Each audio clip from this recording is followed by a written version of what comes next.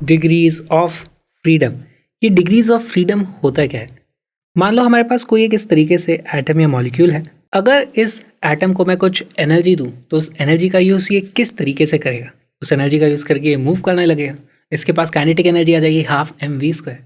लेकिन kinetic energy के लिए मोशन जो होता है, मोशन हमने पढ़ा था कि मोशन या तो एक स्ट्रेट लाइन में होता है, यानी कि ये इस तरीके से आमने सामने जा सकता है, या फिर एक प्लेन में होता है, एक्स वाई प्लेन में अगर हम बात करें इस तरीके से ये ऊपर नीचे भी जा सकता है। लेकिन हमारी जो स्पेस होती है वो तो होती है 3 डायमेंशनल, तो वो इस तरीके से एक्स वाई और जेड तीनों ही दिशाओं में कहीं भी जा सकता है, या फिर इनका कोई कॉम्बिनेशन हो सकता है, ऐसे ऐसे घूमता हुआ सा जाने लगे। तो हम बोल सकते हैं कि यहाँ पर इसके पास 3 डिग्रीज ऑफ फ्रीडम है।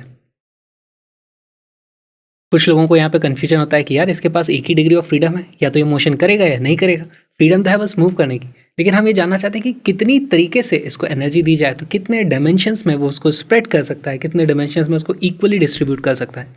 यहाँ पर हमारे पास जवाब आता है 3 डिग्रीज ऑफ फ्रीडम। अच्छा, ये हो गया बात सही मोनो एटॉमिक मॉलिक्यूल्स के लिए, राइट? तो इसको हम लिख लेंगे मोनो एटॉमिक मॉलिक्यूल्स। अच्छा, सारे के सारे जो हमारे मॉलिक्यूल्स होते हैं वो ज़रूरी मोनो एटॉमिक हैं।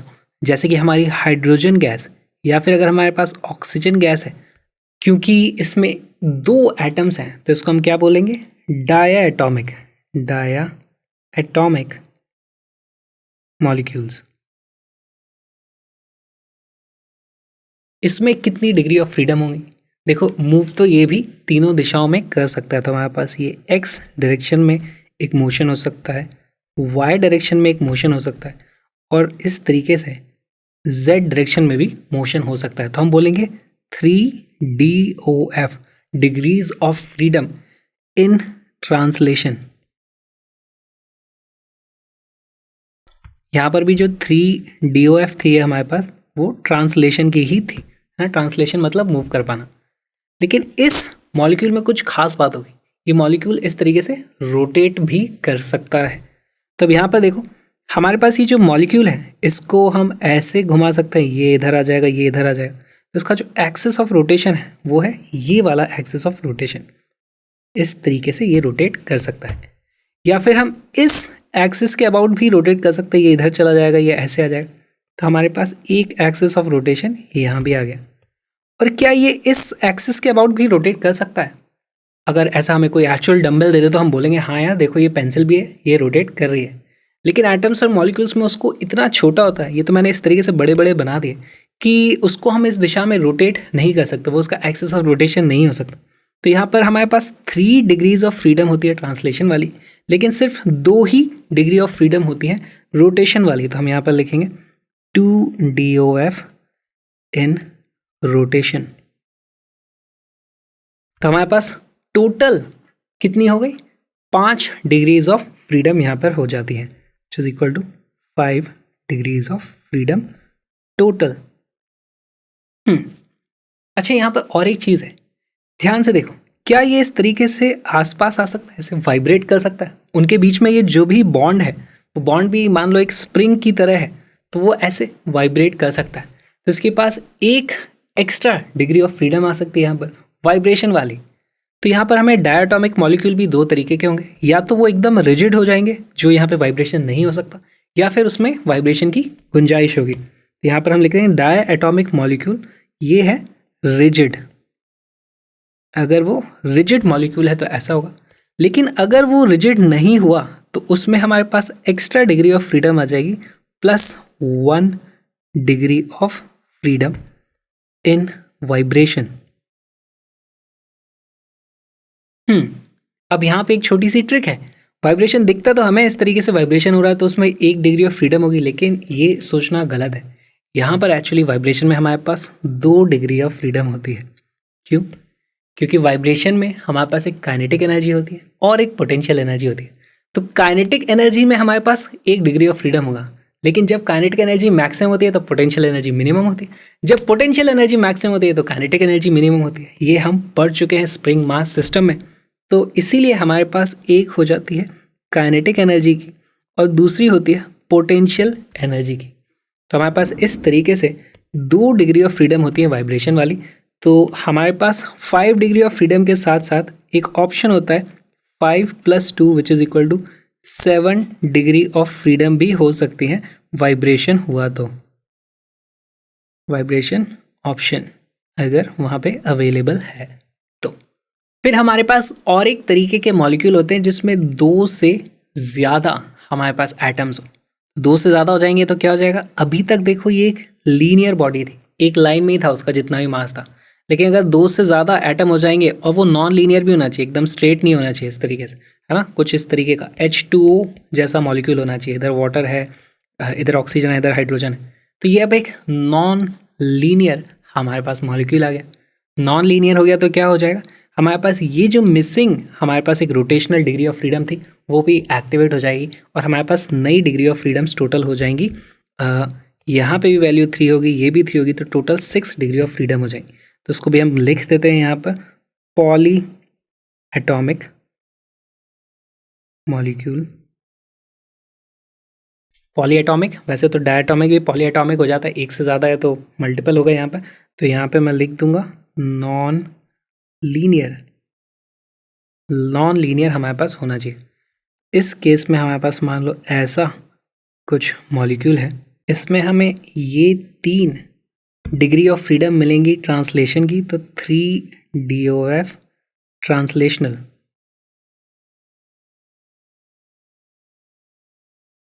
साथ में हमें रोटेशन, सभी एक्सिस पे हम इसको रोटेट कर पाएंगे, तो हमारे पास 3 डिग्रीज ऑफ फ्रीडम हो जाएंगी रोटेशनल। और टोटल ये हो जाता है हमारे पास 6 डिग्रीज ऑफ फ्रीडम अगर ये रिजिड है तो। अगेन यहाँ पर भी हमारे पास ऑप्शन हो सकता है कि क्या ये वाइब्रेट कर सकता है। अब ये वाइब्रेट करेगा तो किस तरीके से करेगा। हमारे पास यहाँ पर तो देखो वाइब्रेशन होता तो या तो वो ऐसे ऐसे होता था, यहाँ पर वाइब्रेशन ऐसे ऐसे हो सकता है, ऐसे ऐसे हो सकता है। क्या वाइब्रेशन में फिर से 3 डायरेक्शन में वाइब्रेशंस होंगे? नहीं, आप इसको ऐसे मत समझो। वाइब्रेशन होता है तो हमारे पास एक पोटेंशियल एनर्जी का मैक्सिमा होता है, एक मिनिमा होता है, उसकी करस्पॉन्डिंग काइनेटिक एनर्जी का मिनिमा या मैक्सिमा होता है। तो आपको वाइब्रेशन में हमेशा 2 ही डिग्रीज ऑफ फ्रीडम मिलती है, तो +2 डिग्रीज ऑफ फ्रीडम वाइब्रेशनल, जो कि ऑप्शनल होती है। ऑप्शनल होती है मतलब चूज़ हम नहीं करते, शायद होगी या नहीं होगी हमें नहीं पता, क्वेश्चन में जो लैंग्वेज होती है उसके हिसाब से हमें पता चलता है। तो हमारे पास जितनी भी डिग्रीज ऑफ फ्रीडम है ये सारी की सारी हमने लिख ली। इसमें हमारे काम की कौन कौन सी डिग्रीज हैं। मोनो एटॉमिक के लिए 3 डिग्रीज ऑफ फ्रीडम हो गई, डाई एटॉमिक के लिए हमारे पास टोटल 5 डिग्रीज ऑफ फ्रीडम हो गई, पॉली एटॉमिक के लिए हमारे पास 6 डिग्रीज ऑफ फ्रीडम हो गई। बाकी अगर कुछ भी होता है, रिजिड नहीं है, वाइब्रेशन हो रहा है, तो वो हमें बताया जाएगा कितनी डिग्रीज ऑफ फ्रीडम को हमें कंसिडर करना है। वाइब्रेशन के बारे में आपको इन्फॉर्मेशन टेम्परेचर के जरिए भी बोली जा सकती है। अगर बोल दिया जाए कि टेम्परेचर इज़ वेरी हाई, जैसे कि टेम्परेचर इज़ लेट से मोर देन 3000 केल्विन, तो यानी कि वहाँ पर वाइब्रेशन डेफिनेटली होगा, आपको उसे कंसिडर करना ही है। लेकिन और एक चीज़ होती है, अगर बोला जाए कि temperature is less than 70 kelvin, उस केस में क्या होता है, उस केस में हमारा वाइब्रेशन तो नहीं ही होता है, वाइब्रेशन यहाँ से हट जाएगा, साथ में रोटेशन वाली भी हमारी डिग्री ऑफ फ्रीडम हट जाती है। तो हमें ये सब चीज़ें ध्यान रखनी है और इन्हीं सबको हम एक बहुत ही अच्छी सी टेबल बना करके लिख लेंगे जो आपके काफ़ी काम आएगी। तो चलो वो टेबल बनाते हैं।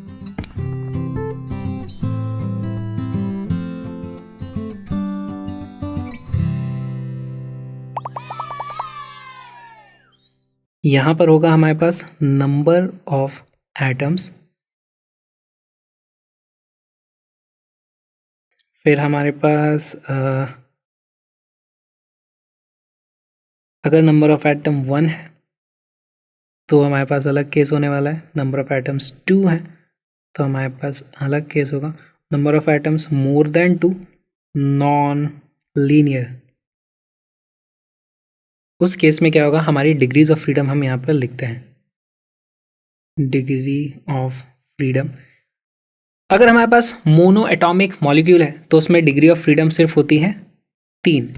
अगर हमारे पास डाई एटॉमिक है तो यहाँ पर 3 + 2 तो ये हो जाती है 5। इसमें 3 ट्रांसलेशनल 2 रोटेशनल, ये हमें लिखना पड़ेगा।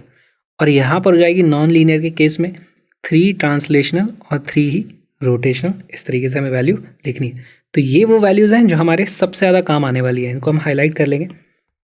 इसके बाद अगर हमें बोला है temperature is less than 70 kelvin, तो यहाँ पर डिग्री ऑफ फ्रीडम सिर्फ 3 रह जाएंगी, यहाँ पर भी 3 रह जाएंगी, यहाँ पर भी 3 रह जाएंगी। Only translational DOF। या फिर अगर हमें बोला जाए temperature is more than 3000 kelvin, तो हमें वाइब्रेशन को कंसिडर करना ही है। इस केस में तो ये 3 ही रहने वाली है। यहाँ पर हमारे पास 5 + 2 है ना, तो 7 हो जाएंगी। 3 ट्रांसलेशनल, 2 रोटेशनल एंड 2 वाइब्रेशनल। यहाँ पर कितनी हो जाएंगी? 8। 3 ट्रांसलेशनल, 3 रोटेशनल एंड 2 वाइब्रेशनल। तो ये हमारे पास वैल्यूज आती हैं। स्टेबल को आपको याद कर लेना चाहिए। आगे चलते हैं। डिग्री ऑफ फ्रीडम का ये वीडियो अगर आपको अच्छा लगा तो प्लीज़ थोड़ी फ्रीडम बढ़ाओ और चैनल को सब्सक्राइब करो, लाइक करो, कमेंट करो, कुछ भी कमेंट कर दो। कमेंट करोगे तो यूट्यूब सर्च रैंकिंग में हमारी वीडियो ऊपर आएगा, थोड़ा हमें भी फ्रीडम फील होगी। और हाँ, पूरी की पूरी योलो सीरीज देखो, आपको बहुत मज़ा आने वाला है। सारे कॉन्सेप्ट इसी तरीके से क्लियर किए गए हैं। यूट्यूब पे एब्सोल्युटली फ्री है, सर्च करना। और वीडियो पसंद आए तो प्लीज़ इस QR कोड को स्कैन करके डोनेट करो, तो उससे मेरी हेल्प हो जाएगी, मैं और भी ऐसे वीडियो बना पाऊँगा। हम मिलेंगे योलो सीरीज़ में।